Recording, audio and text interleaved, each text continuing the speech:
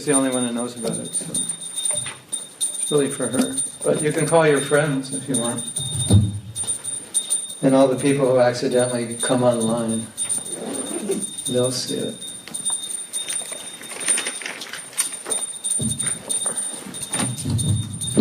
So during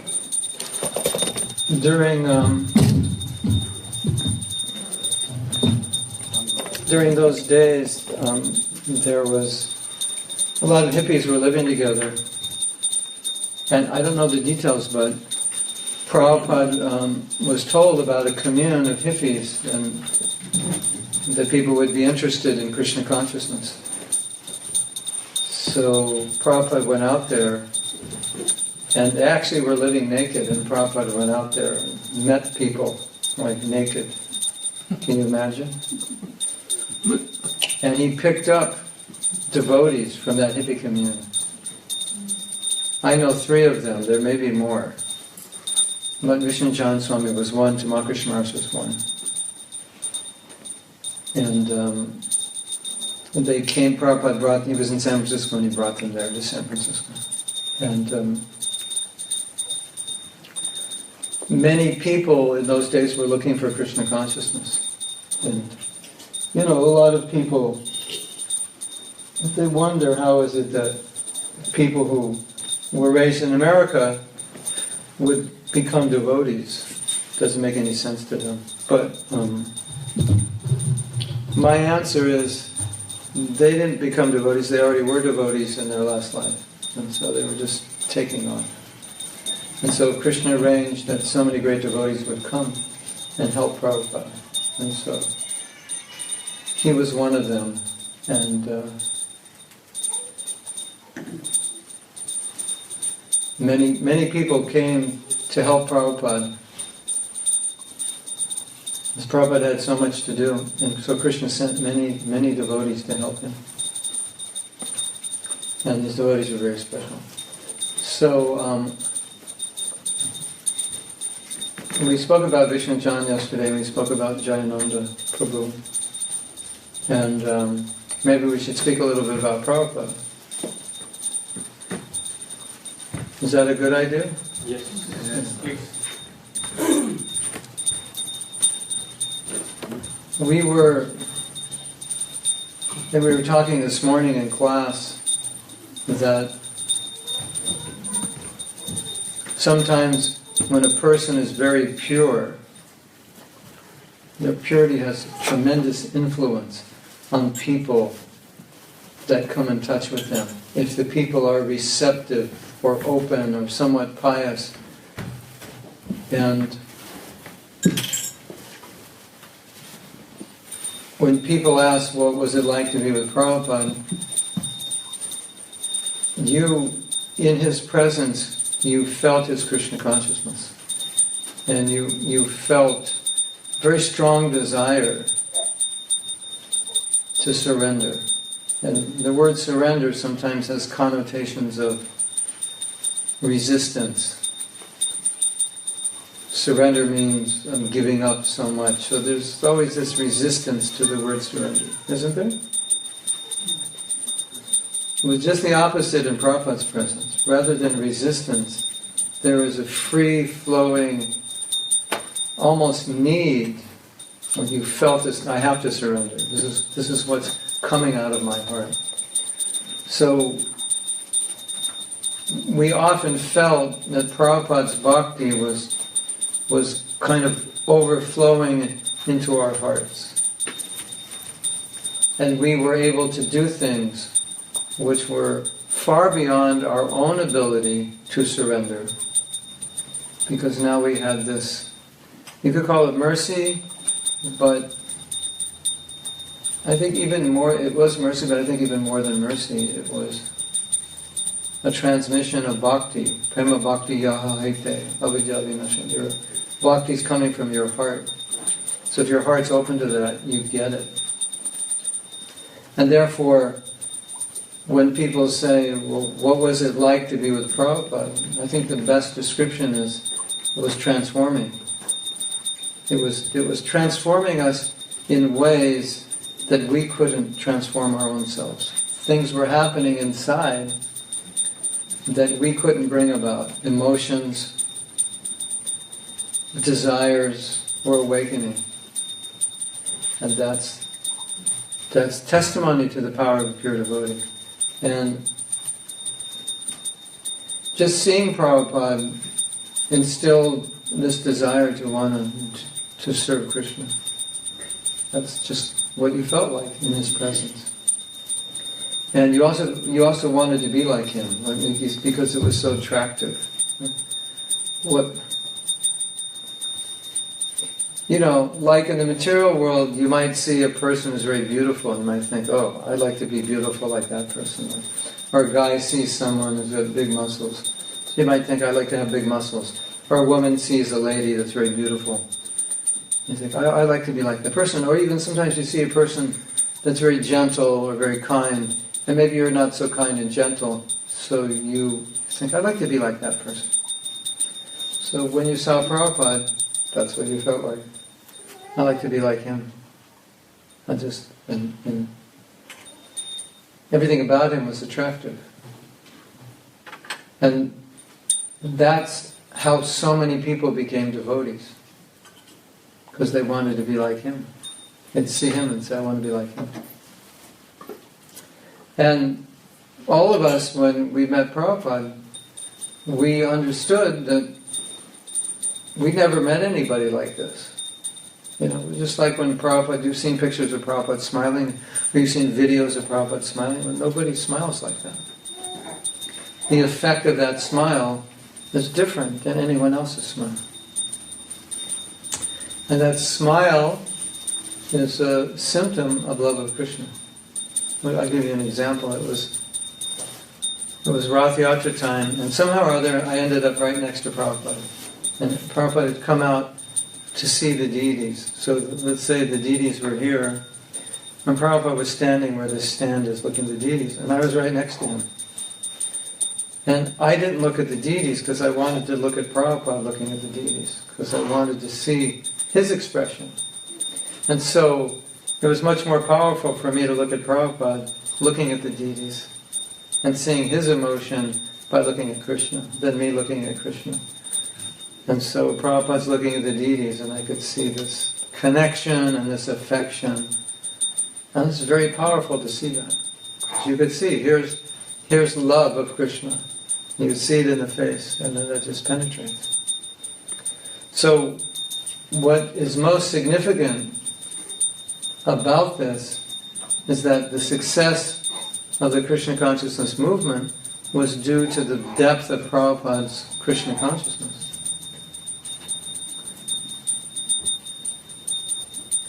Not simply because of the message he had, but he personified the message.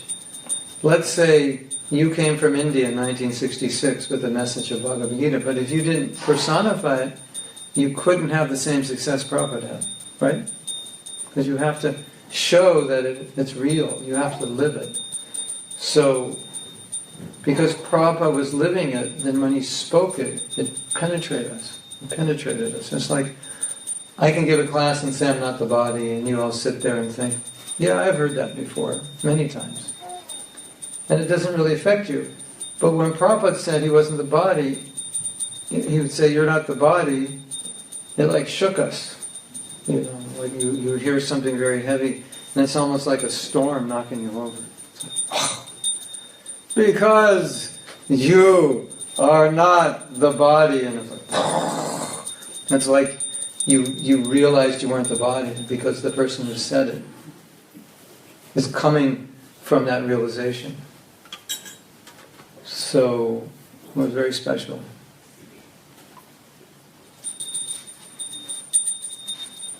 There's another thing that it's interesting about Srila Prabhupada is that people that were becoming devotees were advancing very rapidly.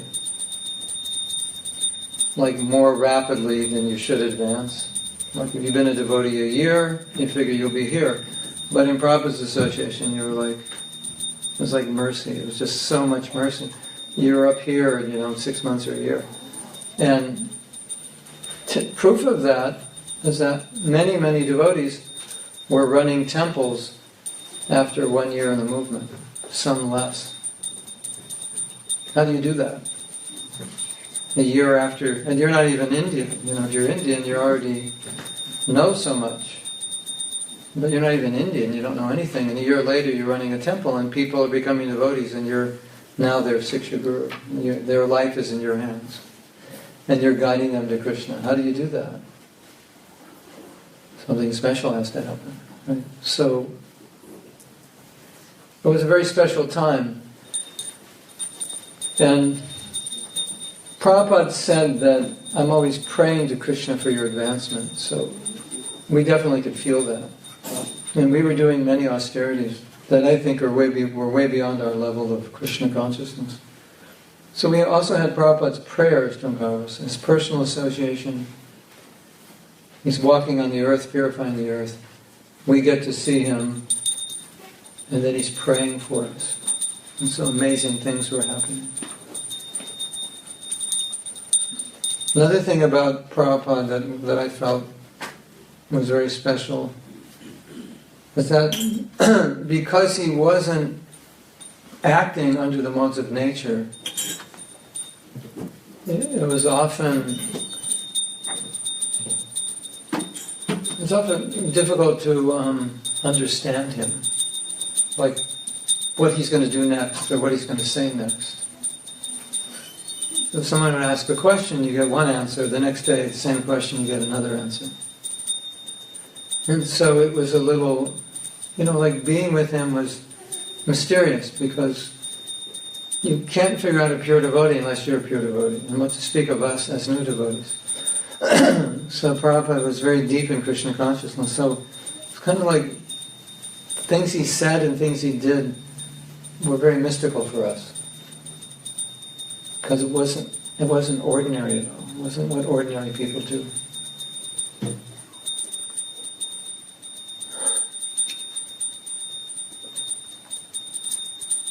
And in that sense also, it was very exciting to be around him. And it was also very fun. And many mystical things would happen because Prabhupada was on the planet. So Krishna conscious movement, it would spread very quickly. And this would happen, and this would happen, and this person would come, and this would fall into place. And so it was very fun to be with Prabhupada because it was like things didn't work as they normally work in the material world. It didn't work in that system of how things normally work. Things worked in their own law, in their own realm of their own system. And so we were doing things which, based on the resources we had, the knowledge we had, the capability we had, were impossible to accomplish, and we'd accomplish it somehow or other.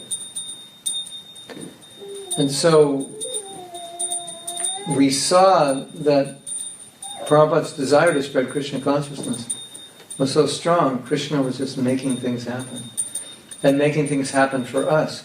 So Prabhupada's desire was strong, and if I was willing to serve, then he could use me, and then I would do these things that I wasn't really qualified to do. Because he wanted it done, and Krishna was going to make the arrangement, and I'm doing it.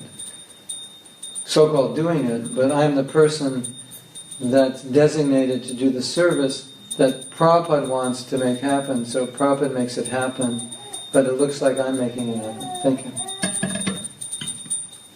So, when you're working with a pure devotee to spread Krishna consciousness around the world, and then you cooperate, you start doing amazing things because Krishna arranges things to happen that normally you probably wouldn't be able to do. So that was the exciting part, the fun part. You just make the effort, and it's kind of, in a sense, it was a little bit like playing dice. It's like you make the effort. It's like throwing the dice. Well, let's see what happens, because anything can happen. Because Prabhupada's here, and the movement's spreading and Krishna's working with him. So who knows what's going to happen. So even though we're not qualified, all these things would happen.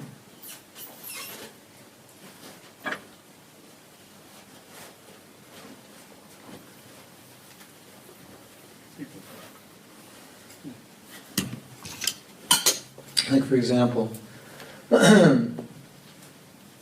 when our movement was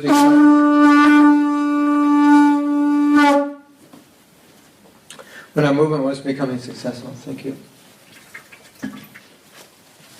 A lot of young people were joining. Then some Christian organizations were very concerned that the youth was going to be going away from Christianity into what they thought was a new religious cult. And so there were movements that were against us, and they were accusing us of brainwashing. And it actually went to court. And Prabhupada said, just read the Srimad Bhagavatam in court, and that's our testimony. And we won't lose. This gives you an example. I'm trying to give you an example of what it was like to spread Krishna consciousness in Prabhupada's presence. It's like, okay, so now we go to court with the Bhagavatam and we read it, and we won the court case.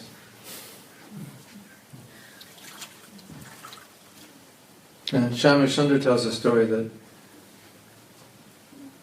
one morning on his way to Mangalarti, there were $100 bills like falling from the sky. And he found like $400 on the street. They didn't have any money, and they needed that money to pay their rent, and then it just appeared. And so he was saying that working with Prabhupada, mystical things like that would happen. They met the Beatles, and if you know the story, George Harrison of the Beatles actually wanted to meet the devotees, but the devotees didn't know that. The devotees were just thinking, we're going to try to meet the Beatles. It so happens the Beatles wanted to meet him. And then Prabhupada wanted to publish his books.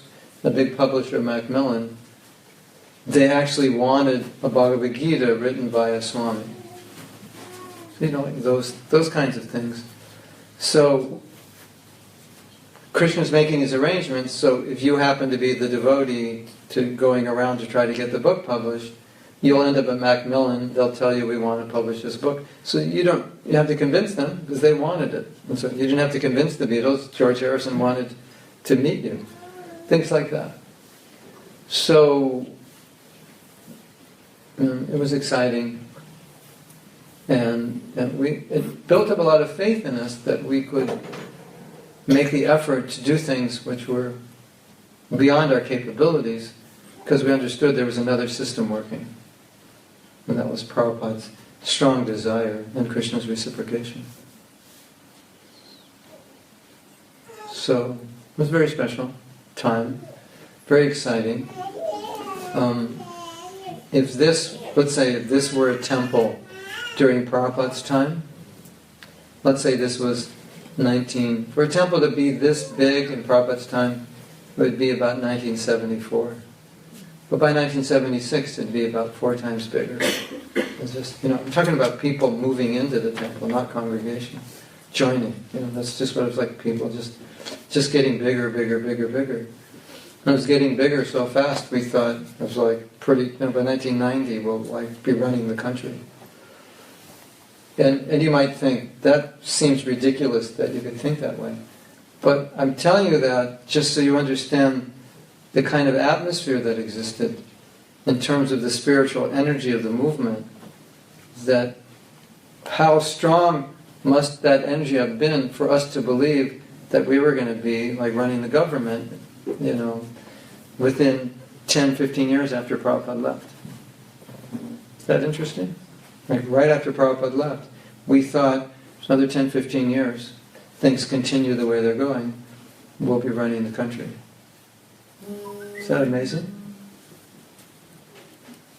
Don't you think that's amazing? You're sitting there thinking, you guys must have been crazy. But things were progressing at that rate, to the point we could believe that would happen.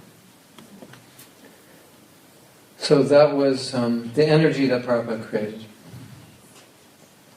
And that's the energy that spreads Krishna consciousness, and that's the energy that is the reason that there's a temple here. And if we are going to spread Krishna consciousness, that energy has to be created and expanded. Now, we can segue into tonight's topic, because I think the topic of cooperation, working together, requires a lot of self-sacrifice, because it's often difficult to work in large groups, because I have my opinion, I have my idea, you have your idea. We may not agree. But the mood that Prabhupada created was this mood of, it's not about me, it's not about what I want, it's not about my idea, but it's about what's going to be best for spreading Krishna consciousness. So, as I'm talking about what it was like with Prabhupada, there was a lot of self-sacrifice we made. If we were thinking about ourselves, we wouldn't have been successful. And we weren't thinking about ourselves for the single reason that Prabhupada was never thinking about himself, and he was our leader, and we were trying to follow that example. Right? So, Prabhupada said, I want you to cooperate, I want you to work together. Don't make factions, don't fight. And as conditioned souls, factions and fighting come quite natural to us, isn't it? And you don't have to learn how to fight, we just do it. Disagreements are natural. Husband and wife fight. Parents and children, fighting's everywhere. Bosses and employees. You fight with people who you don't like the way they drive. Fighting's natural. So, Prabhupada said, I want you to cooperate. And I think that many of us on our own really didn't want to cooperate. We're independent. We have our own ideas. We want to do it our way. And only because of our desire to please Prabhupada or surrender could we cooperate at all. Otherwise, we're all independent. We're all hippies. Hippies are anarchists. I don't listen to anybody. Hippies renounced authority. The whole idea of being a hippie was to revolt against authority. And now you come to ISKCON and there is authority, guru. What greater authority could there be than a guru? That's even greater than your parents. And that's unusual, isn't it? But because Prabhupada asked us to do that, and because of our love for him, we could do that. So I think it's an important theme when we talk about cooperation. Because for many of us, cooperation is a huge challenge. It's very difficult. But if we keep in mind that Prabhupada really wants us to not create factions, to work well together, to make compromises if we have to, that becomes one of the main ways we're going to be able to cooperate. Tonight's about cooperation, communication also. Yeah. So, you might know that Prabhupada was part of an organization called Gaudiya Math. That was Srila Bhaktisiddhanta's, Saraswati Thakur's organization. And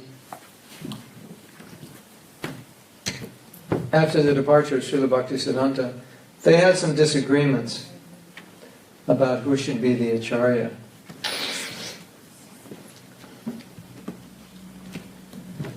And they broke into different camps.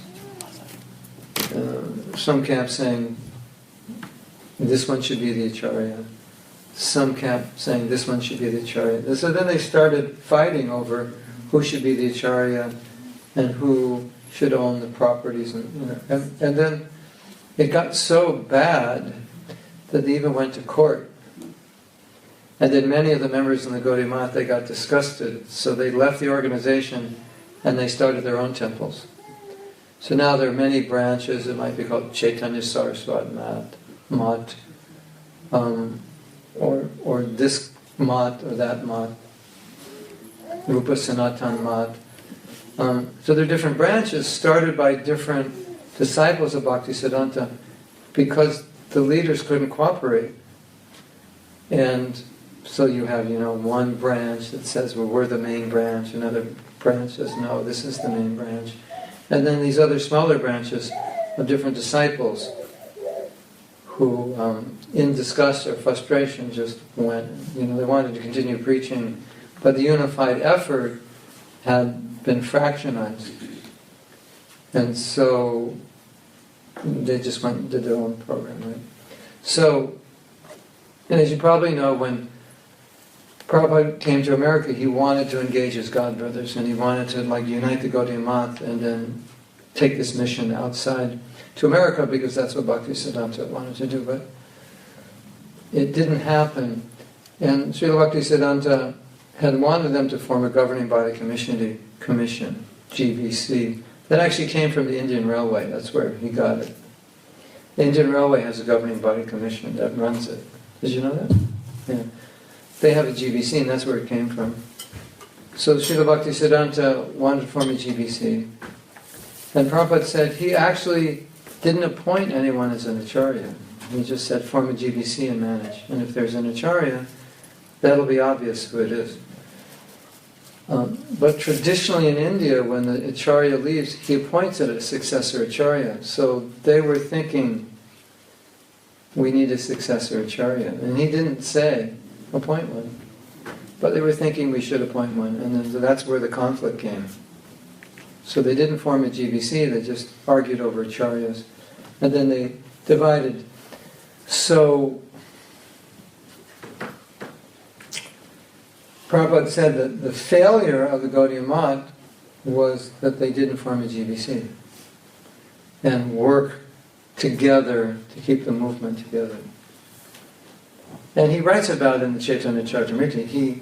He felt it was so significant that he wrote about it in his own books as a lesson. So we as his disciples have this lesson. And Prabhupada, in many times, not many times, but several times in different ways, he would say, don't leave, stay within. If there's a problem, rectify it. Your love for me will be shown by how you cooperate to keep this movement together. And Prabhupada said that in response to a statement that all the devotees, they want to come to Vrindavan to be with you in your last days because they love you. And then Prabhupada said, their love will be shown by how they cooperate to keep the movement together. So we had this history of the Gaudiya Math failing to stay together, and then the movement lost its power because it split. It's kind of like a family that breaks up and the business breaks up, and the business fails and the relatives move into different places. So that power is lost. So they lost their power. And they were a very powerful organization during the lifetime of Bhaktisiddhanta. So Prabhupada, he always reminded us of that, and then he always reminded us of the importance of staying together. So many of us stayed in ISKCON and worked together who were not, I would say, people who really want to work together or are good at working together. It's just, that's what Prabhupada wanted us to do. So I think that's an important point. So you might say, it's hard to cooperate or it's hard to work together. And I wouldn't argue with that. I would agree with that. In many cases it is. But then you have these instructions of Prabhupada. And so that's a very strong glue or motive. Now, I want to talk a little bit about Prabhupada's concern of factions, of devotees opposing one another and forming factions against one another, because that was also something, you could call it a theme or a situation that came up, and it was always something that Prabhupada would stop or nip in the bud. And I think we can say that Prabhupada saw factions as a potential threat. And one of the things that he did that I find very significant is there was a book distribution party in America. It was called the Radha Damodar Party. And that was, we were talking about last night, Tamal Krishna and Vishnu Janswami. And it was the biggest book distribution party in America, if not the world. At least in America. But one problem was that this party was traveling on buses with lots of brahmacharis, and they would visit temples. And the brahmacharis were so ecstatic, traveling and preaching and distributing books, that they would preach to the brahmacharis in the temple that you shouldn't stay in the temple, because if you stay in the temple you get married. And there's no sannyasis here, and maybe you're just doing pujari work, you should be out preaching, this is where the real nectar is.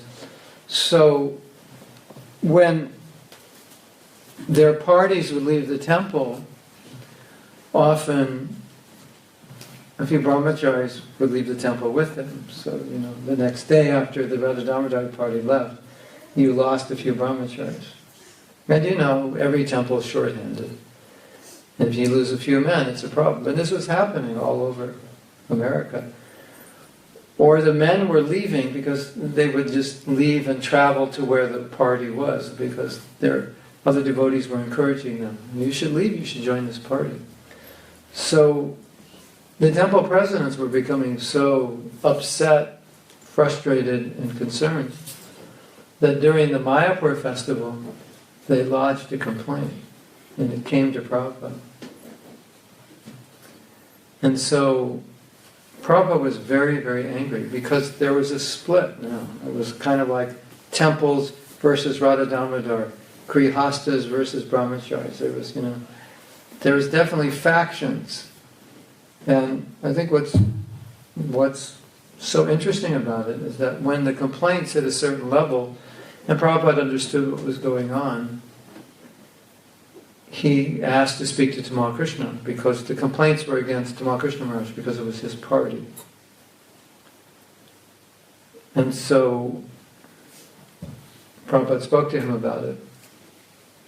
And Tamal Krishna Maharaj was in charge of the party. He built up the party. And as you know, book distribution is prime importance for Prabhupada. In fact, book distribution was the order Bhaktisiddhanta gave him. So book distribution was the real order. Preach in the West, that means books. So that was Prabhupada's main service. And now here's the biggest party in America. But there's a faction. And Tamal Krishna Maharaj is the cause of the faction. And Prabhupada said, finished, you're out. I'm taking you out of that position. And Tamal Krishna Maharaj said, if you take me out of this position, the whole party will collapse.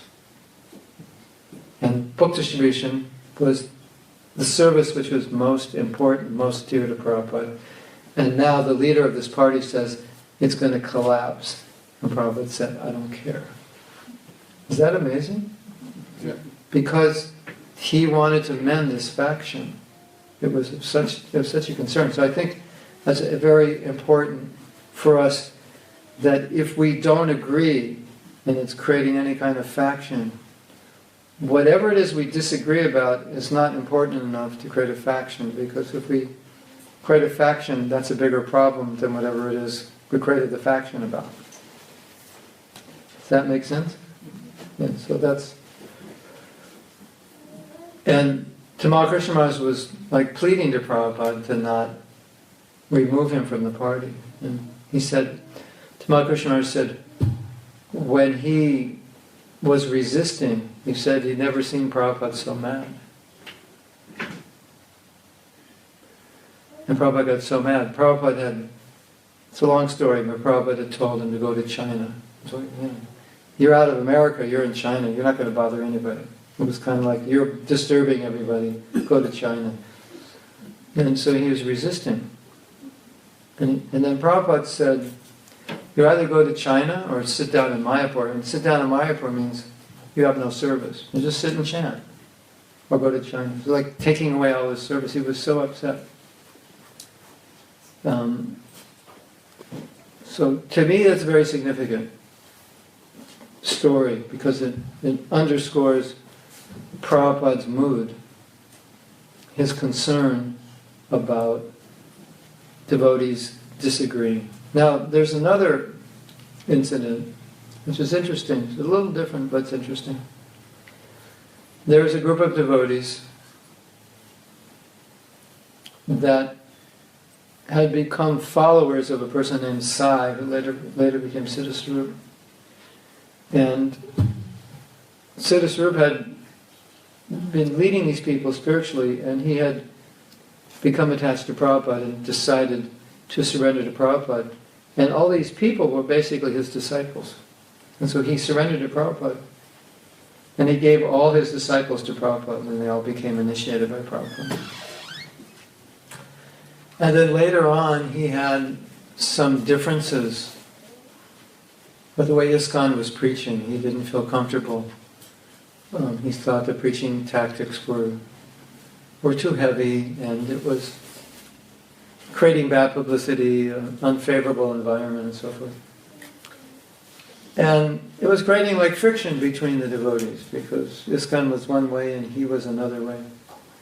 And eventually it got to the point where he actually left and started his own organization independent of ISKCON. So then there was now friction between him and ISKCON, because he had left ISKCON and devotees didn't necessarily agree with everything he was saying.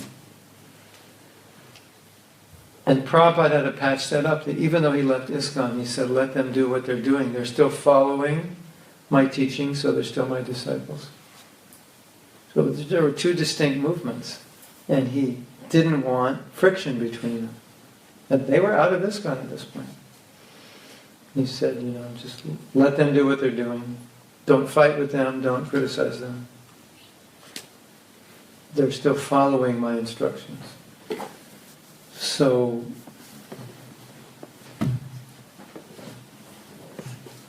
you can see how concerned Prabhupada was to keep things together, to keep us working together.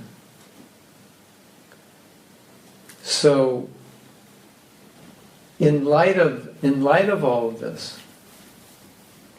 one of the things I think is important for us to understand is that one of the most important instructions Prabhupada gave is to cooperate.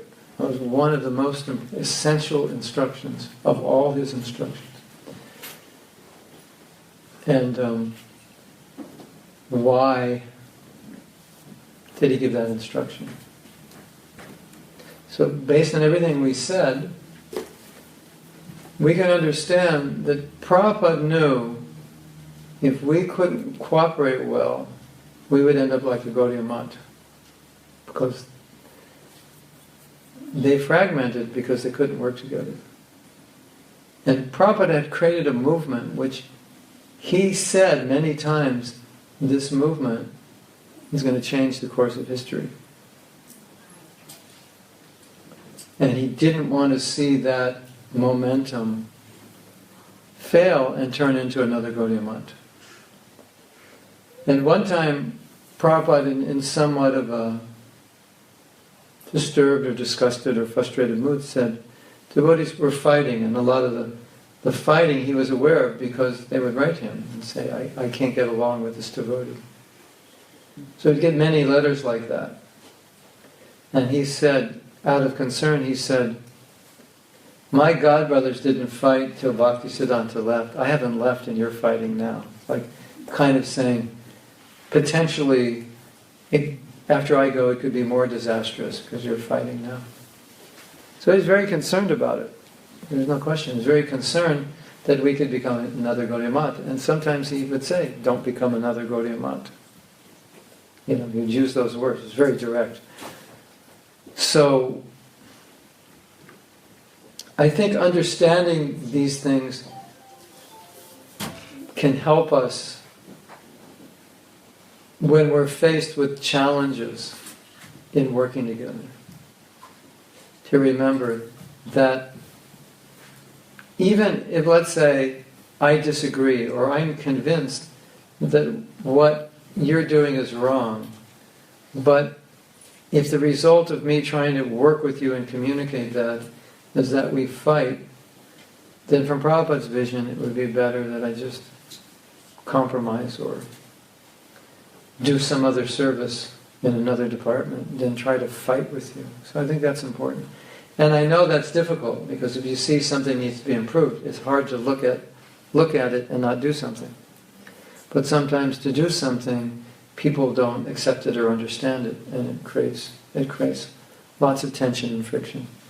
And if there's lots of tension and friction in a temple, it degrades the environment and degrades the enthusiasm. So I think sometimes working together harmoniously has to be seen as the higher principle than even sometimes doing what is ideally we should do. Because I think if we learn to work together, there's a chance someday we'll do what's ideal because we've learned how to work together.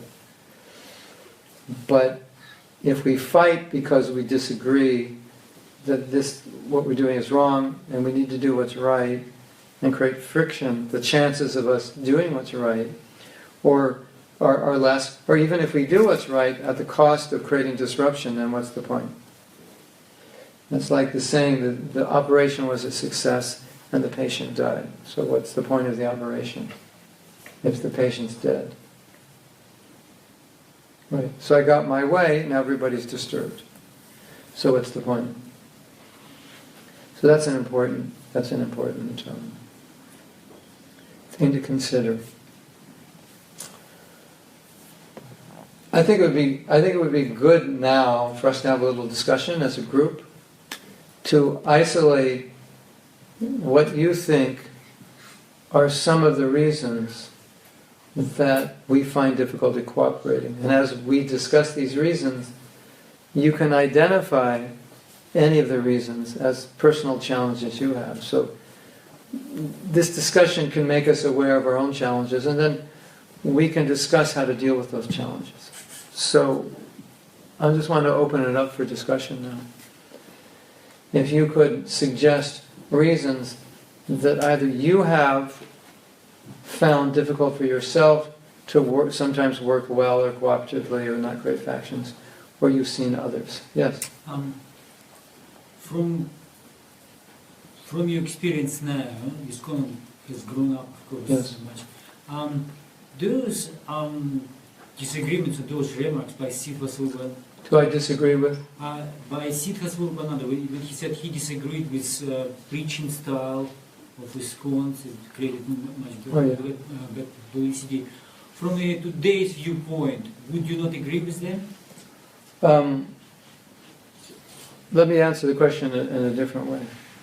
I think because the world is so varied, and there's so many kinds of people, to limit the vision of any senior preacher to say, well, that's not valid, I don't think is good, because I think there's so many niches of different kinds of people. And there are many people, as we know, who are not really ready to participate in a very orthodox religious movement. And there are many people that want that. So to say, well, we should just go west and deny the east, or the conservative, would also be a mistake, because there are people that want the conservative. Or to say we shouldn't go Indian, there are people, they're into India, they're into yoga. But obviously there are people who aren't. And so to exclude one at the cost of the other wouldn't be intelligent. So I think that the challenge is, how can we accommodate all of it? And at the same time agree. Because like if you look at arguments on the liberal or conservative side, they both have good points. And usually the truth is somewhere in the middle. But there are conservative people who are going to side with the conservative, and there are liberal people who are going to side with the liberal people. And both conservative and liberal people become devotees. So I think I think we need to be able to relate to as many people as possible. So alternate ways of preaching, like restaurants, an alternate way of preaching. That's like, okay, people can't relate to a temple, and Prabhupada understood that. They said, do a restaurant. So a restaurant is kind of like you could say, kind of like a Krishna West. There's chairs and tables, everything's normal. And you come and take prasadam, there's a little kirtan, there's a book stall or videos. So I think Prabhupada recognized that. I was with Murrijan Prabhu today, and I was mentioning that, we were talking about what would Prabhupada today, what do you think he would say today about things like this, Krishna West and so on. And I was saying that, many of the preaching programs that we established during Prabhupada's time were established, he let us use our intelligence. And he said, you American boys and girls, you're intelligent. And so, when Prabhupada was in America, he wasn't really managing the preaching. He'd give us some direction, but most of these programs the devotees would come up with. The idea to get a bus, some devotee had that idea, and then Prabhupada said, yeah, this is good.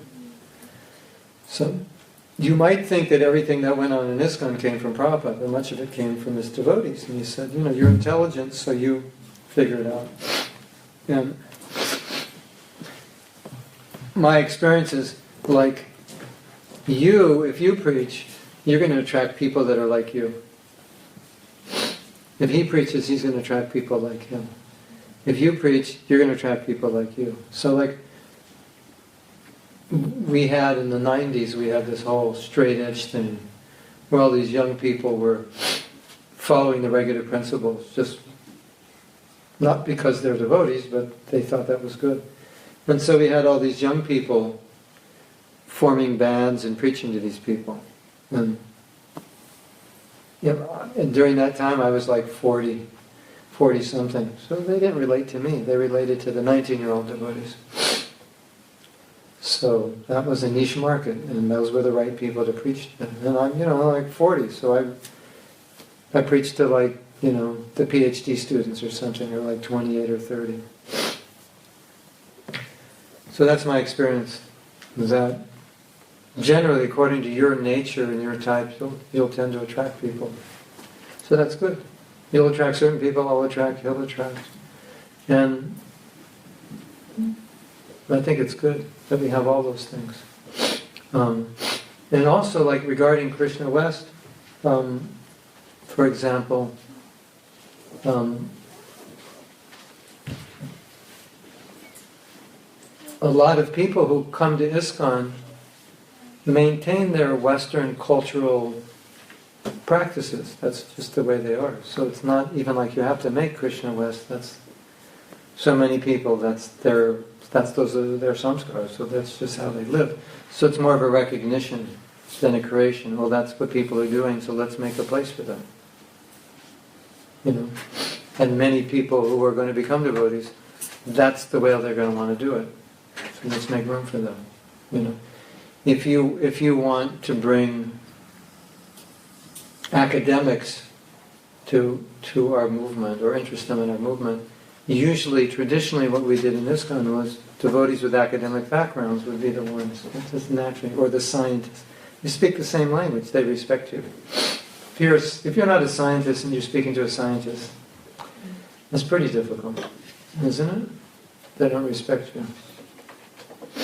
They might respect you as a sadhu, but not as someone who can speak their language. So, I think a lot of this is just natural and common sense, and to argue against it, to me, is almost like, what are you arguing against? It's just a reality. So your perception of Krishna West will be it's a relevant phenomenon. It's relevant for certain people, yeah. Certain kinds of people. And also, you test it. I mean, the real thing is tested, Like, sometimes you may go do Krishna West where maybe it's not necessary. Like I preach in Mexico, I think I get I can get as good or better effect dressed this way because they respect priests, so they'll see me as a priest. So it might have advantage there, to dress that way. If I go to a company, a corporation, probably wouldn't have an advantage, even in Mexico. So you have to test it out, Maybe you put on a suit and tie and you did a program at a yoga center and everybody's like, why is he wearing a suit and tie? He should just be wearing a t-shirt with Ganesh on it or something. That's what they relate to, and some cool beads, and a few earrings and tattoos, and that's, You know what I mean? And you come in with your suit and tie and they all walk out and this guy's square, So you have to test it. So, to argue, sometimes we have what we call false dilemmas. We're arguing about something which we shouldn't be arguing about. It's not something to argue about. And I think that's part of the process of cooperation, We have to have a broad enough vision to know that sometimes we shouldn't be arguing about something. It's not really an argument. And another aspect of disagreement, I think, is respect. Let's say you and I disagree, but if I respect you as a sincere devotee, as a successful person, as an intelligent person, at least I'd want to understand why you think that way. Or like sometimes someone might say, you seem to be an intelligent boy, why would you join a cult? They ask us that question. But they're kind of open, because you're intelligent, so explain it. So, Prabhu, I know you're intelligent, but I can't believe, why do you believe this? Why do you think this? When Prabhupada said this, it seems so clear. But because I respect you, I think, well, there must be something that you understand that maybe I haven't seen. That's a good way to relate, as opposed to, I don't understand why you would think that way. Have you ever said, you've heard a devotee say something, or you've read something, and you just say, I don't understand why he would say that, or I don't understand why devotees believe this, or why devotees think this way? And I think when we say that, we should immediately, a red flag should go off in our minds, because what we're saying is, I lack the ability to understand you. Rather than say, I don't understand you, shouldn't we say, I don't understand you, but I should try? At least, something like that. So every time you say, I don't understand why a devotee would say this or do this, you're kind of admitting your inability to be able to empathize, or even be open enough, or have dropped your judgments and prejudices so you can understand, why they would say that or why they would do that. Now, I'm not saying what they say or did is right necessarily, but just try to understand the logic, or what are they thinking. So maybe I understand now what you're thinking, and I could say, I understand now what you're thinking, but according to me, Prabhupada said this. Let's discuss this. And you can convince me, as opposed to, I'm going to put you in your place. But that's a human tendency, isn't it? I can't understand why you do that, therefore you're wrong. Or we have Ritviks, they don't believe anyone but Prabhupada can initiate. And we could say, I don't understand. But then you could try to understand. You may not agree, but at least now I can be empathetic with you. I understand your concerns. I think that's healthy. I'll give you an example. Like, there was a certain point in our movement when many of the gurus were falling. So there was a certain segment of devotees that thought, if so many gurus are falling, it must mean that Prabhupada didn't want us to be guru, or even be open enough, or that it means that he was meant to be the guru forever. Some people thought like that. That's called Ritvik, right? And so that became a problem in ISKCON. So ISKCON GBC was trying to speak to the Ritviks, and it was like this. There was no communication at all. Because I was present to see the leaders trying to communicate. And basically what the leaders were doing, each side was trying to convince the other side. Right? Nobody was trying to understand the other side. They were trying to convince the other side. And and it's still going on. Now, I'm not arguing that Ritvik is correct. But I'm just arguing that the Ritviks didn't try to understand ISKCON's point of view, the GBC's point of view, and the GBC wasn't really trying to understand the Ritvik's point of view. And I think that's a natural human tendency. When you're convinced you're right, you don't try to understand the other person, you just try to explain why you're right. And that's a problem. I don't know if you're aware of this, but when the Ritviks, they formed a movement because they felt that they were really the followers of Prabhupada. And so a lot of the leaders of ISKCON felt a need to educate ISKCON about where they were wrong. But one of the leaders, Jayadvaita Swami, he wrote an article, and it was entitled, Where the Ritviks Are Right and Where the Ritviks Are Wrong. So what was valuable about that is there's a tendency to think if you're wrong, if I think you're wrong, everything you say is wrong. And he was pointing out everything they're saying is not wrong. They're making a lot of valid points, but their conclusions are wrong. You understand? So it's like, okay, your conclusion is wrong, so therefore everything you say is wrong. That's not true. You could have said everything right and come up with the wrong conclusion. 2 plus 2 plus 2 plus 2, it's all right, it's 9. It's not 9, it's 8. So you added wrong, but you had all the right 2's there to add. So I appreciated that he was willing to look at, what was right about it, why there is a Ritvik movement, what are they responding to, the problems in ISKCON are responding to. Another problem sometimes you find within ISKCON, or maybe it's not a problem today, but it used to be, was the lack of willingness to admit mistakes. So, Ritvik was a response to mistakes. So, if we can admit mistakes, that's part of the process of reconciliation. But when you're just arguing, then you're not saying, I'm just looking at what you did wrong, I'm not looking at what I did wrong. So, if you look at the goal is to be able to synergize and work together, then discussions can be more productive. If it's just like who's right and who's wrong, that's not so productive. But what's the goal? What do we want to accomplish? We want to accomplish a working group that works well, synergized, cooperates nicely. That's fundamental. Before you get into bigger issues, get that, you know what I'm saying? Get that first.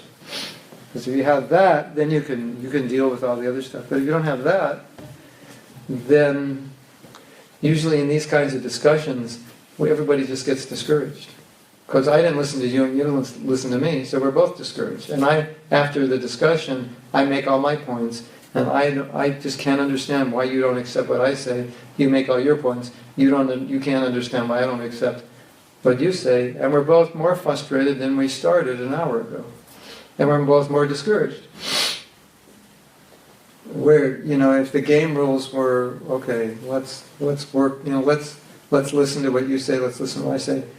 Have you ever heard of the math, 1 plus 1 equals 11? Or you could say 1 plus 1 equals 3. Your idea plus my idea could be a better idea than each of us have. So that's a paradigm. Okay, you think this, you think Krishna West, I think Krishna East. Is there something that's even better than Krishna West and Krishna East? Maybe there is. Maybe we should have a discussion aimed at coming up with something better. So that's a paradigm, rather than I'm trying to defeat you, you're trying. No, it's Krishna West. No, it's Krishna East. Maybe it's Krishna East, West, North, South. Right? You know about Krishna South? The devotees went to the South Pole and they put a flag. South, Krishna South.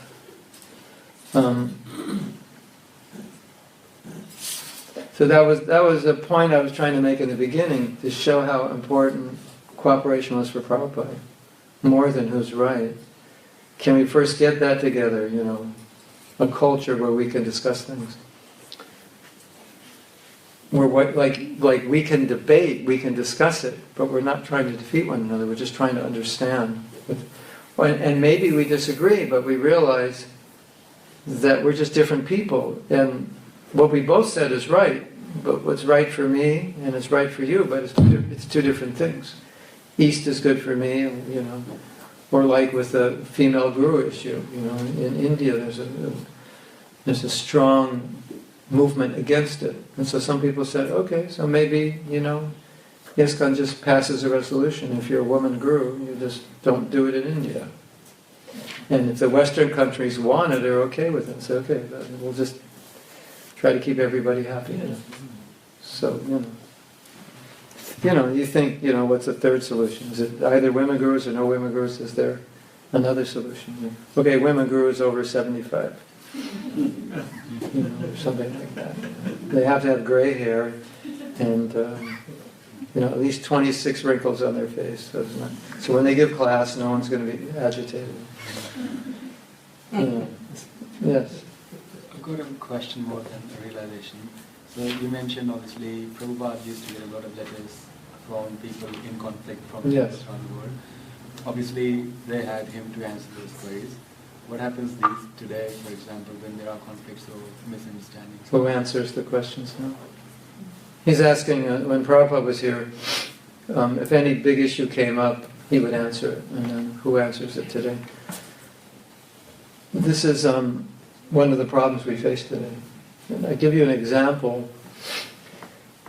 You know, we have controversies today, or even, you know, philosophical ideas that maybe we don't all agree on.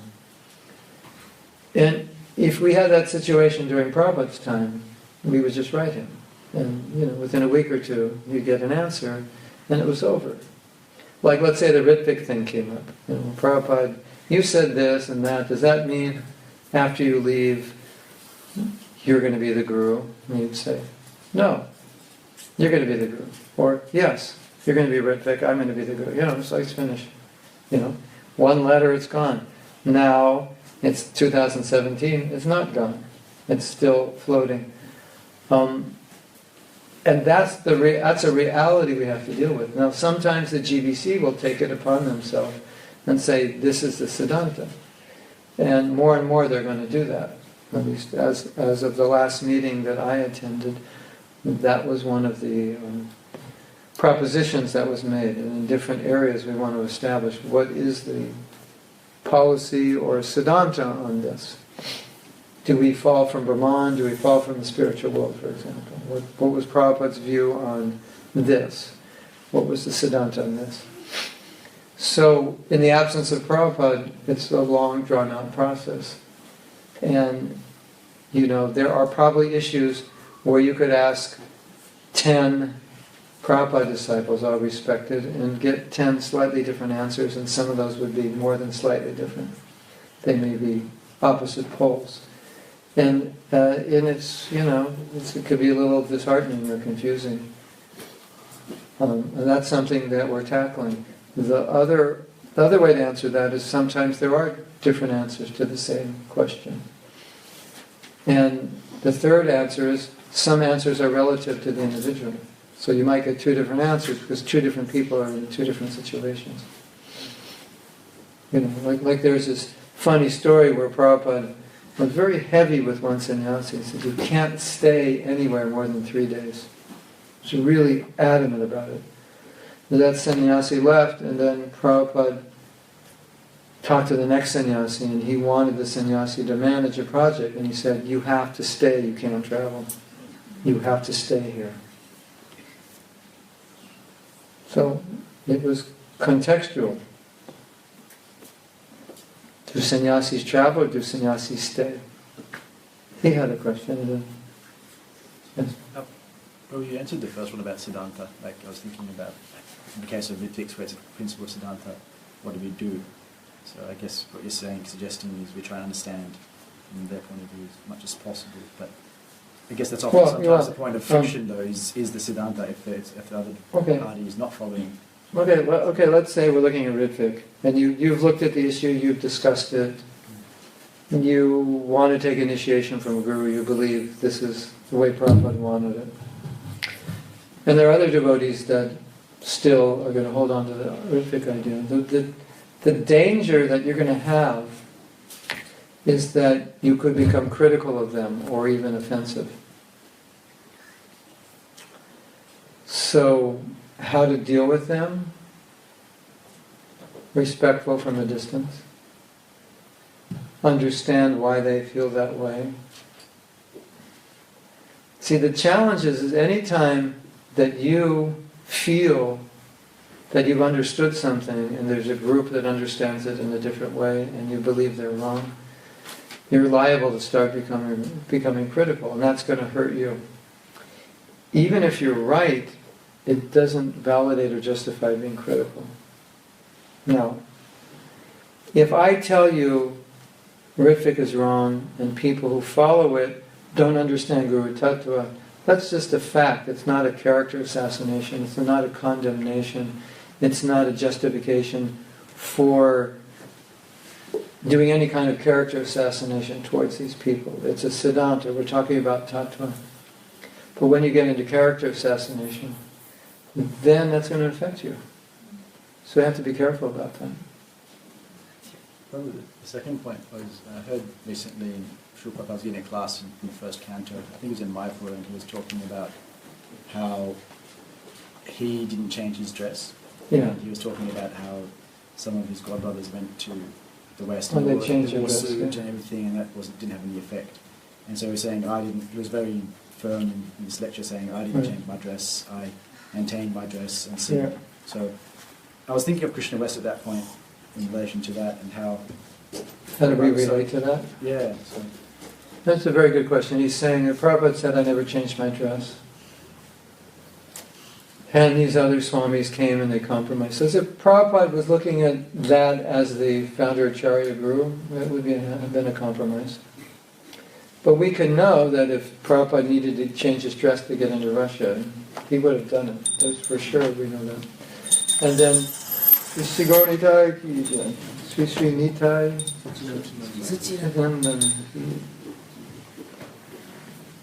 and we know that Prabhupada did authorize Western dress if it was done respectfully, tastefully. So, with having this discussion with Gaurichan Prabhu, it's a very interesting question that comes up. If let's say you felt that Prabhupada didn't want us to wear anything but devotional dress, and there was nothing in his books that indicated that we should, but you have experience, let's say, at work, in speaking to people, and you realize this is so much easier to speak to people because they don't see me as a religious person, but when I'm in a devotee, it's like, whoa, trying to convert me. And you have that experience. I personally have that experience. I actually can preach more directly if I'm not in a devotee. I have to be more cautious in a devotee because there's more fear. So let's say you have that experience, but you have these instructions where Prabhupada said, don't compromise, don't wear Western dress, and you're having more success wearing Western dress. What do? So we were kind of creating a scenario where you go back to Godhead, and you could have brought 100 more people with you if you would have changed your dress.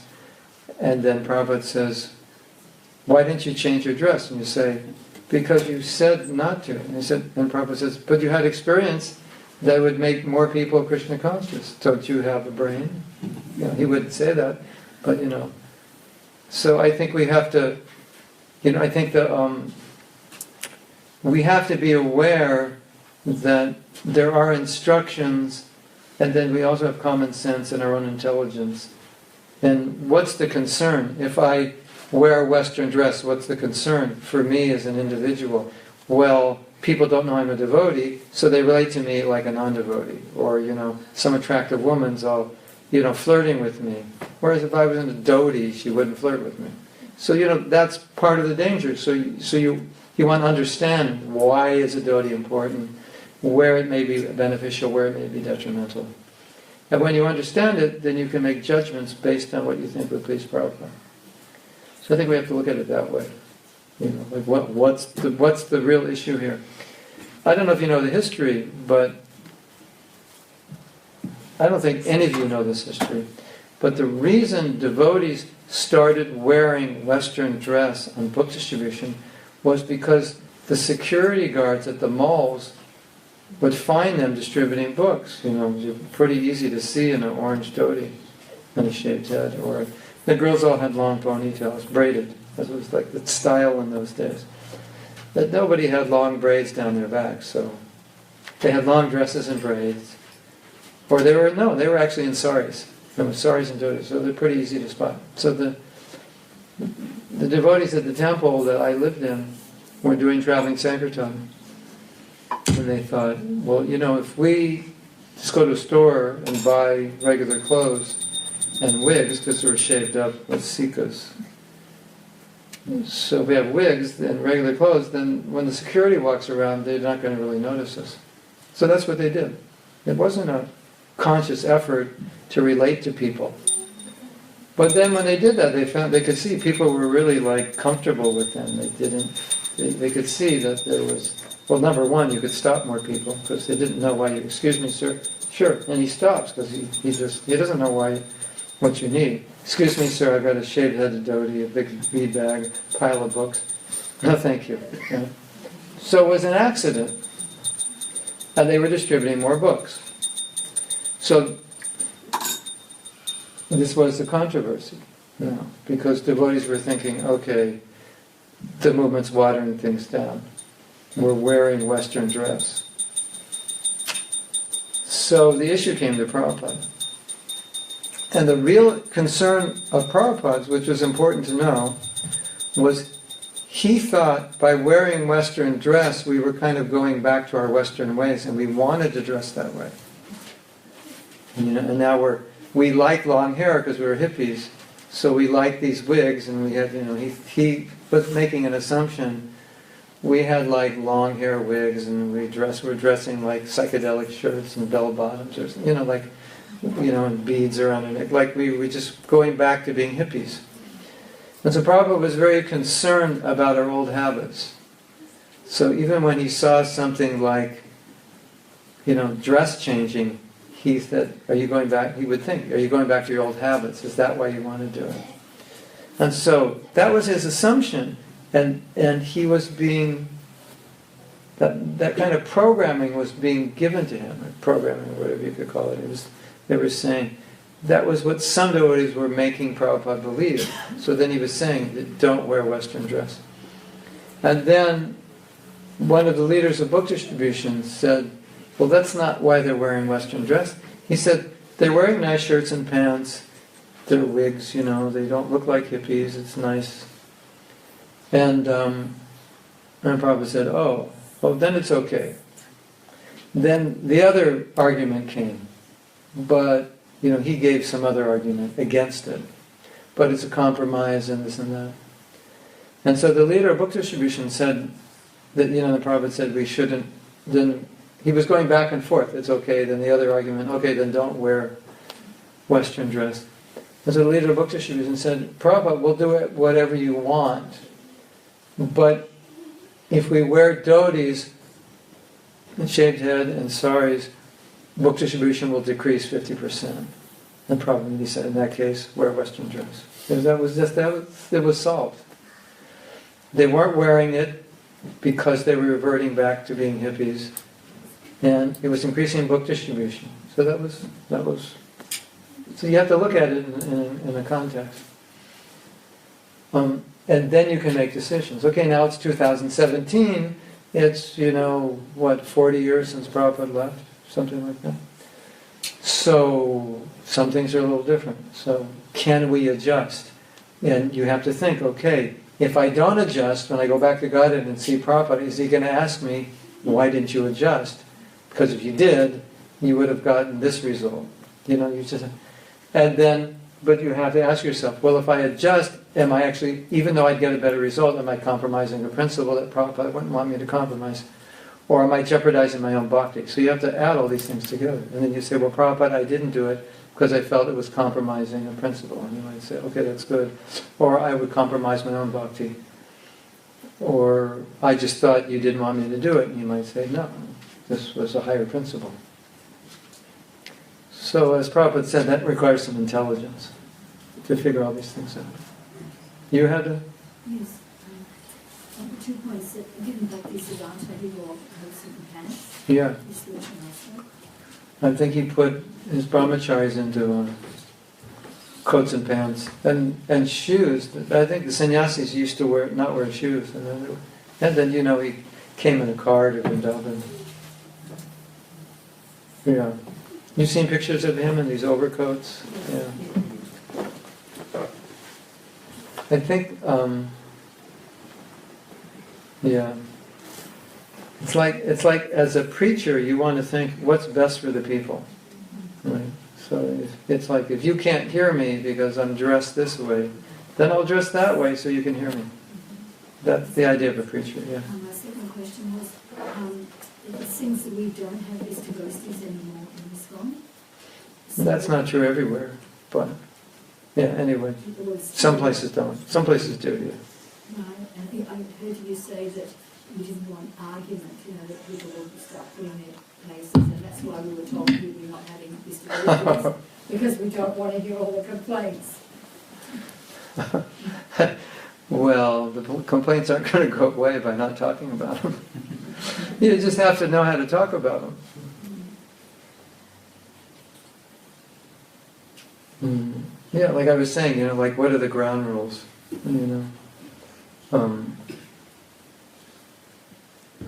Yeah, it's like the art of argument. It's not argument; it's called debate.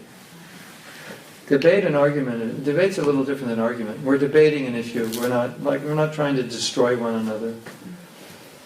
And this brings up another point I wanted to make, which I think is very important. In Nectar Devotion, as you may know, there's 6 loving exchanges. You give prasadam, you receive it, you give gifts and receive gifts, and then you reveal your mind in confidence, and then you listen to someone else who's revealing it to you. So part of the discussion of listening that we're talking about, that's this process. You may say something I don't agree with, but my loving exchange is to listen to it. Let you talk about it. And so I'm doing a service to you by letting you talk it out. Try to process it and listen to it, and maybe I can help you process it. So that's an important service. Can you turn it down a little bit? It's way too loud. Yeah. Krishna, Krishna, Krishna, Krishna, Hare Hare. Yeah, that's better. So, the title of this talk was supposed to be communication also, and one of the interesting realities about communication is that one of the most effective forms of communication is not to talk and just listen. And communication, the connotation is somebody's talking. A connotation isn't somebody's listening, but that's something to consider. That sometimes your service to another devotee is not to talk, it's just to listen. Even if you don't agree with them, because they need to talk. You agree? I mean, that's what that instruction is. Reveal your mind in confidence and listen. That's hearing and revealing. And there's another thing that's very important to consider. This verse says, reveal your mind in confidence. So what does confidence mean? Confidence means if I tell you something confidentially, I don't want you to tell anybody. That's what confidence means, right? Confidential means I tell you and it stays with you. Your wife doesn't get to hear it. Nobody, nobody, not even your dog gets to hear it. Nobody gets to hear it. It's confidential. So that's a service to another devotee. They tell you something, I'm having this problem, you keep it confidential. So that's communication. That's cooperation also. And that's something that's necessary in a community. Sometimes you need to talk about some problem. And there has to be somebody who can listen to it and keep it confidential. And that somebody is all of us, because we might be the person someone's going to talk to, right? So that's part of building a community. And as I said before, the art of listening, meaning that I don't agree with you, but I could listen to you. I could reflect. So you feel this, you think this, and I completely disagree. So you think Prabhupada is the only guru, and you think the other gurus, because they fell down, they're not qualified, and he never appointed them. He just said, I will appoint you, but he didn't. And I'm saying all these things back, and I think, that's all ridiculous. But you need to express it, and we have a relationship, we're friends, so I listen, I reflect. That's not easy, is it? To listen to somebody you don't agree with. That's not easy. If you're married, you know that. It's really hard to listen to your spouse when they say something about you that you don't agree with. Right?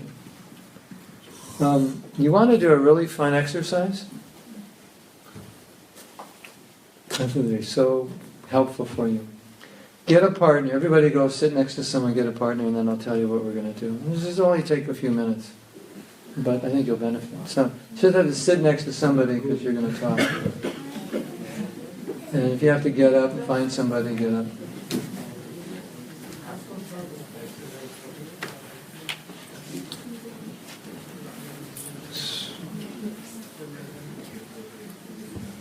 Anyone not have a partner? Raise your hand and we'll find a partner for you. So, yeah, you'll like this exercise. Think of something you disagree with, something you don't like. Anything in the world. Yeah, it could be anything. It could be Donald Trump. Think of like a policy that Donald Trump has. It's just something you really don't like, something, or you don't believe, or you don't agree with. It could be Ritvik philosophy. It could be Ritvik philosophy.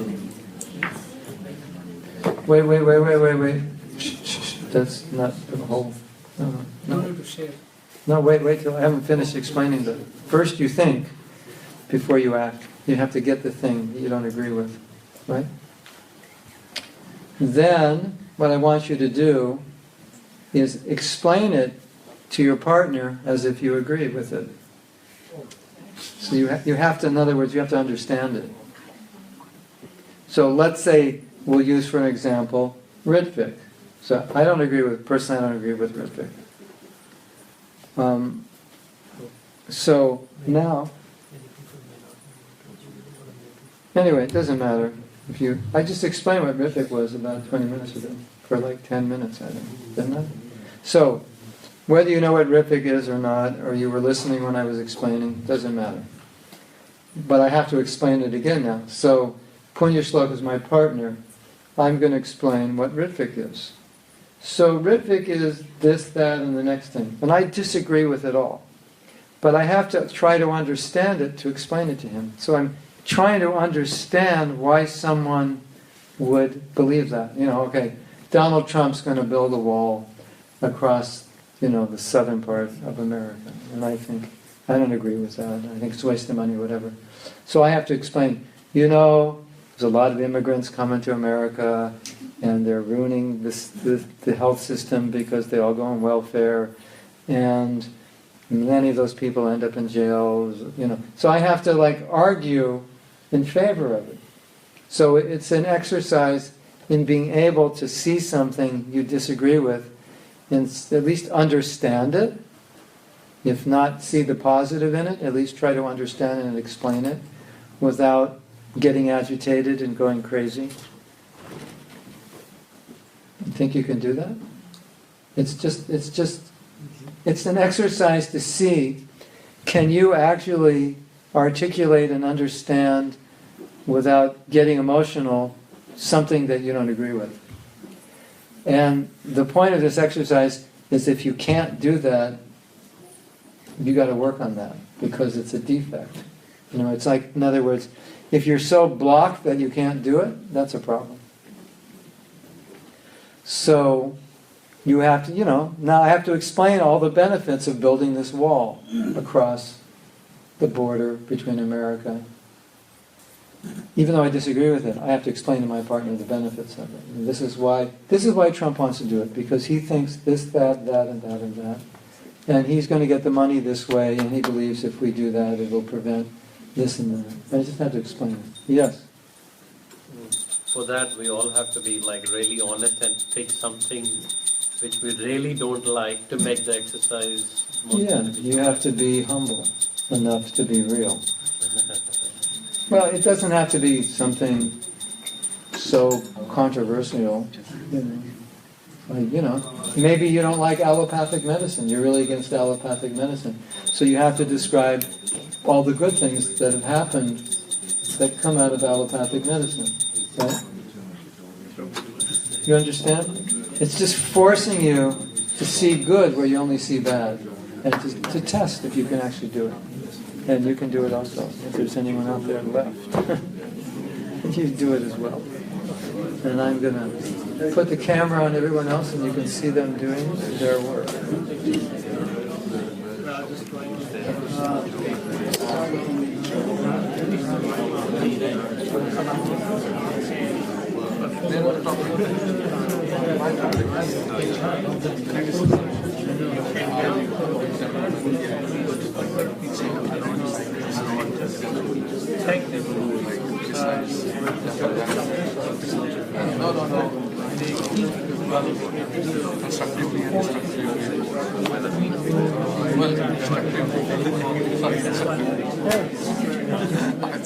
It's opposite. We are not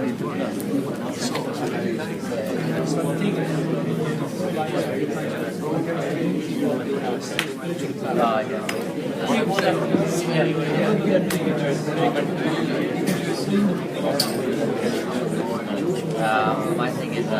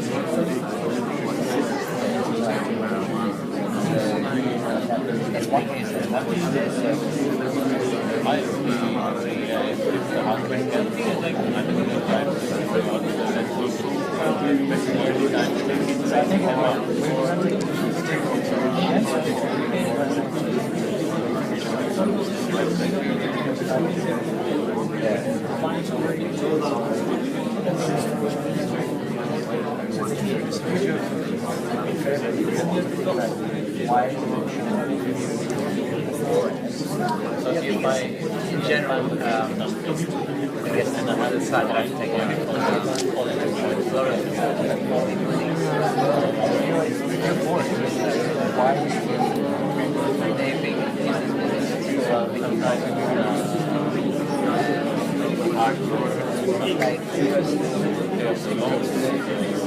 so what I'm saying is take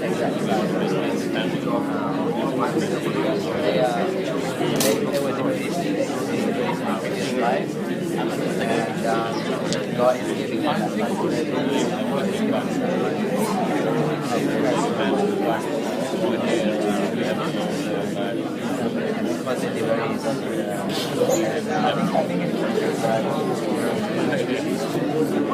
serving the devotees.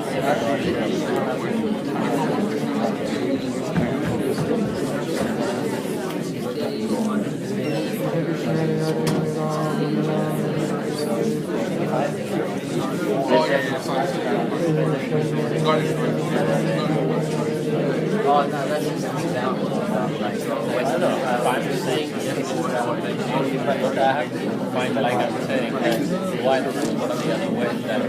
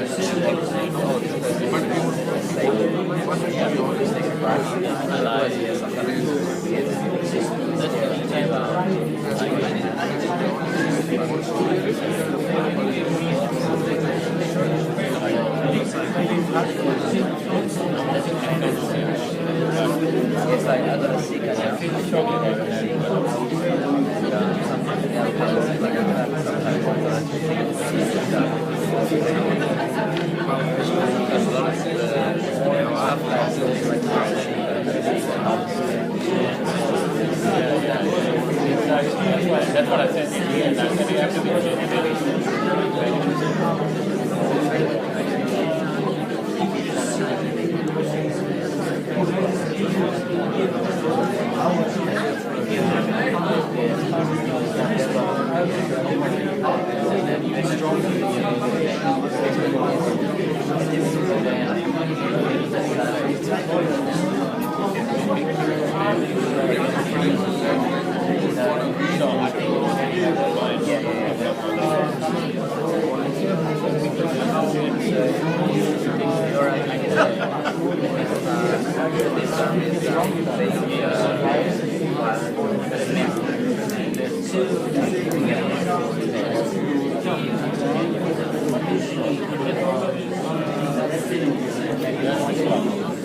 At least get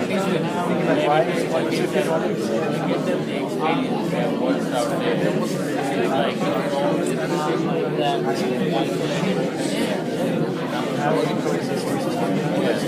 One day you have to go out.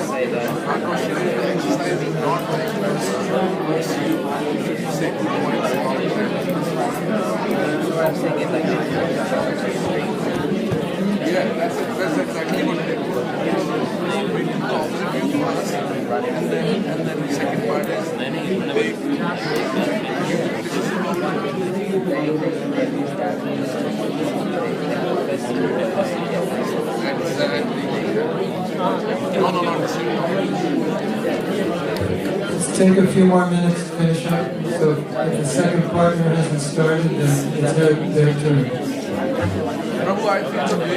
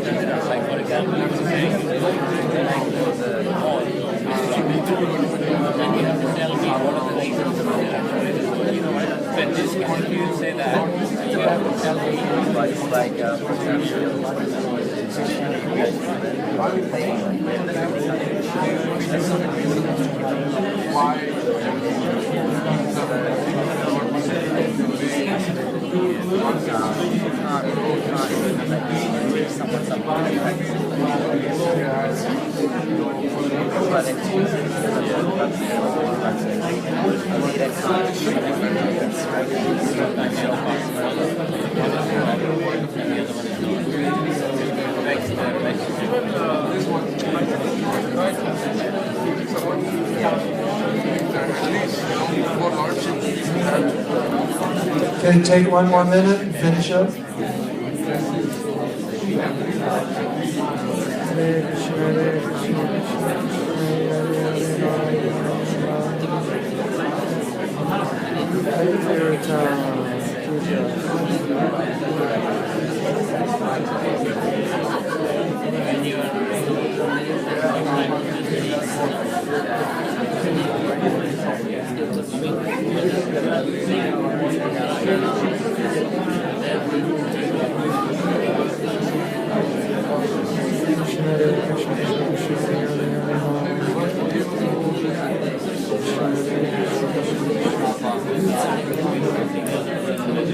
Okay, fun's over. So, first question I have is, how many of you found this like difficult to do? Raise your hand. Or painful, or okay. And for those of you who found it difficult, what do you think that means? Did you get any realization, like, because it's difficult, why is it difficult? Any of you have any idea? no flexibility. Lack of flexibility? Yeah, that could be one reason. Maybe the other party is not having the understanding of the issues or the knowledge of whole community. You feel that it was difficult for you to express a point of view you didn't agree with because you felt they couldn't understand, they had no ability to understand. Is that what you're saying?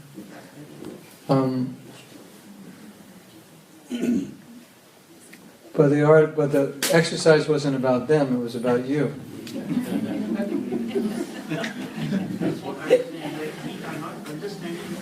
Oh, we're not understanding. Yeah, okay, I got it. It was difficult because, yeah, that's a good point. You found it difficult because it's difficult for you to understand the reasoning and logic and validity of their point of view. Oh yeah, that's a good point. Okay, that's true. Yes? You could raise your hand so I can bring the mic to you. At first, I didn't get it, the exercise, but then when I finally got it, my final conclusion was it is so hard to tolerate something that you disagree when someone agrees. Yeah. And that's probably being humble. And Yeah, understanding. exactly. Yeah. Yeah. It's And obviously, the whole world's not going to agree with us, right? You have that experience, I'm sure. But there's another realization also, that 10 years from now, you might agree with that point you disagree with now. Yeah. So is also good to be aware of that. Things can change. Yeah, so at the same time I was thinking, so the first part was you have to agree to disagree, but then how do you disagree to agree?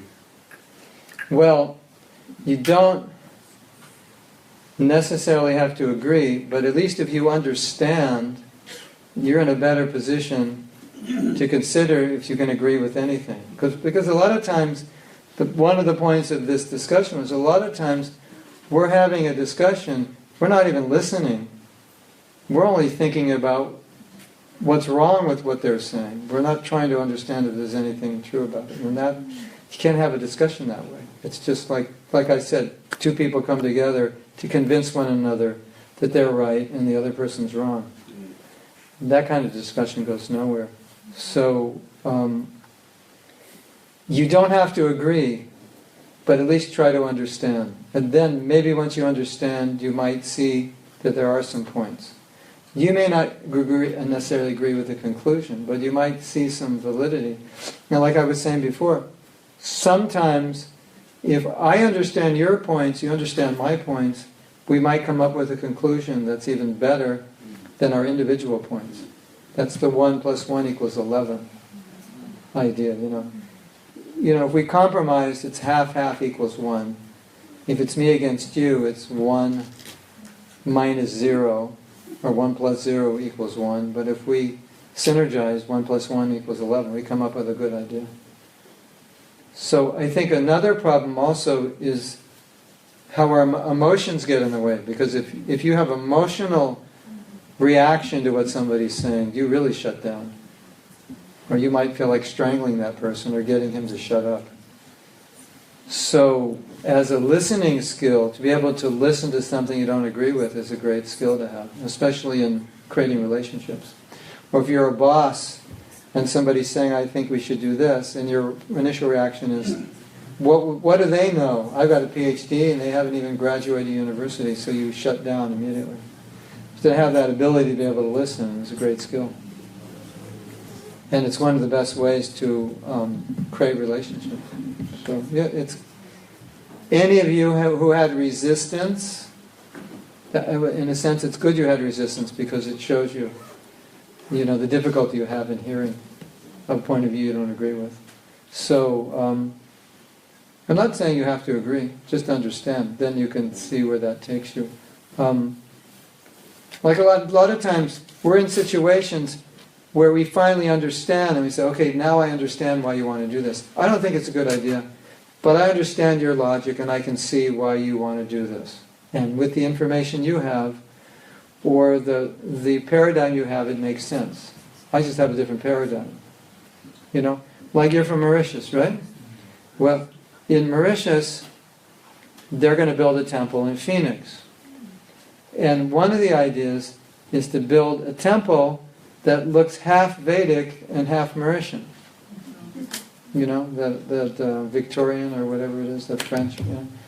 So they wanted to kind of blend in the landscape as kind of a landmark, because it was just another temple. There's already like 100 temples there. So now you may not agree with that, but you could say, I understand, because you want to attract the tourists and you want to attract the Francos, the white people. But I think, it's a Hindu temple, it's Krishna, it should be Radha Krishna. But at least now you understand the idea, that somebody's thinking, we want to make this more open to the West. They want it to be eco-friendly. Tourists will come and see the eco-friendly temple. And you might say, no, that's not our goal. Do you know, in 1993, in Mauritius, 1992, we had the Janmashtami festival, the first big Janmashtami festival. And I was the temple president there and we were organizing it. And there was a discussion, because it's Janmashtami, if the lecture should be in Hindi. Because Hindi is sacred language, right? And one Chinese devotee said, and no one had even thought of this, he said, if you advertise the lecture in Hindi, what you're telling the public is, if you don't speak Hindi, don't come. Isn't it? And we had no idea, so we had to be able to hear that from another person, because we didn't think of that. But when you think of it, it's true, right? This lecture is going to be in Hindi. That means, sorry, if you don't speak Hindi, get out of here. We don't want you. So sometimes it takes another person's point of view to just wake you up. Go, I didn't even think of that. Right?